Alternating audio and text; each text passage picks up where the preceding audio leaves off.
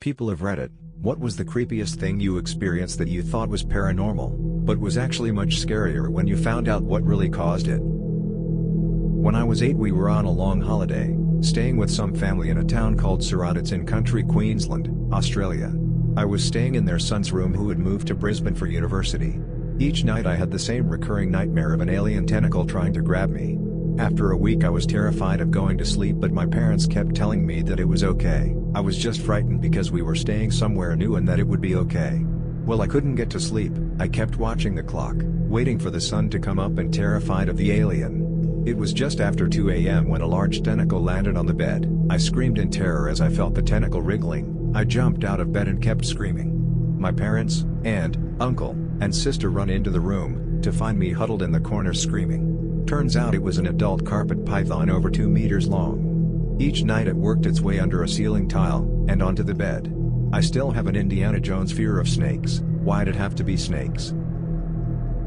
As a young kid, I had nightmares of waking up to see my mother hovering over my bed by the window. She just blankly stared down at me and my sister. I'd get so scared yelling, "Mom! Mom!" And she never responded. It knew it was not my mom. When I was older I told my aunt about it and she told me they weren't dreams. It was real. My mom would go into our rooms randomly to check on us. She had serious mental health issues that got worse over the years. Occasionally she would have episodes of anxiety of something happening to us and guard us at night. Due to the traumatic death of her first child, it apparently triggered obsessive anxiety when we were younger. I now know the whole fucked up backstory and can sympathize with why it would make any parent get to that mental state, but I still shudder when I think of the blank face stare.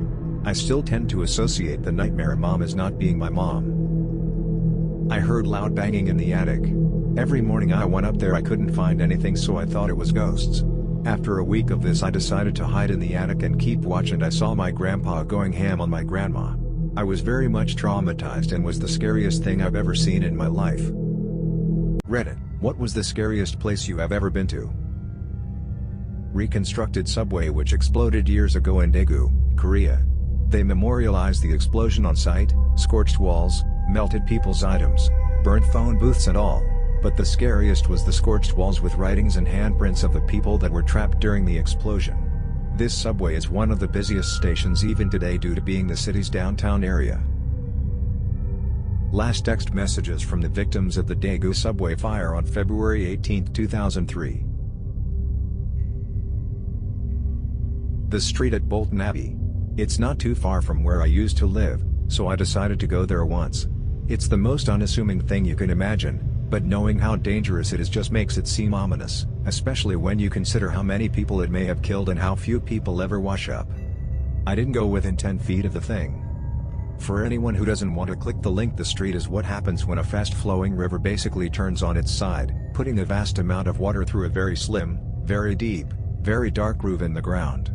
It looks calm on the surface, but if you fall in, you are royally fucked. There's a claim that it might be the most dangerous stretch of water in the world, and I can readily believe it.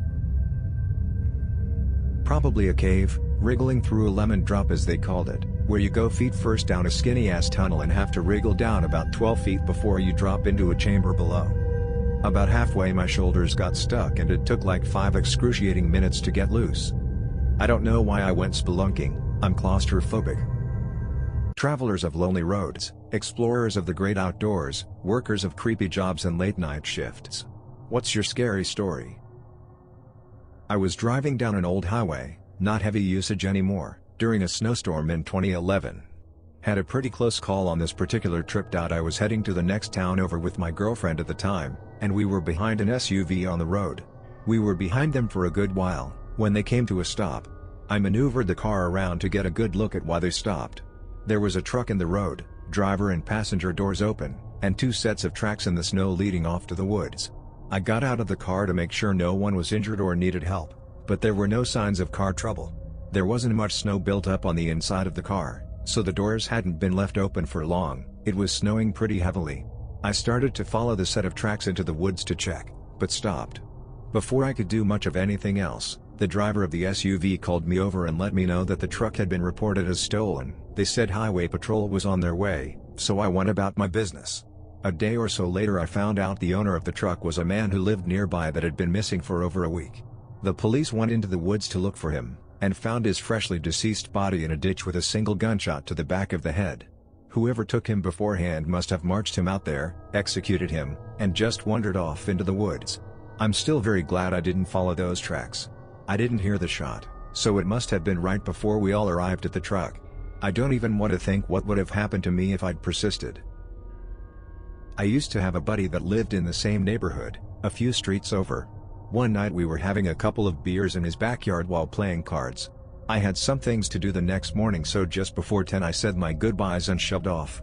It was a short walk, maybe 15 minutes door to door, so I never drove. Anyway, it was a nice night. Uneventful trip. But when I got home, my roommate was coming out the front door, coffee in hand, and dressed for work. He gave me a funny look and said he thought I was asleep since my truck was in the driveway. I told him where I'd been and asked why he was going into work at night. That's when he kind of laughed and asked if I was drunk.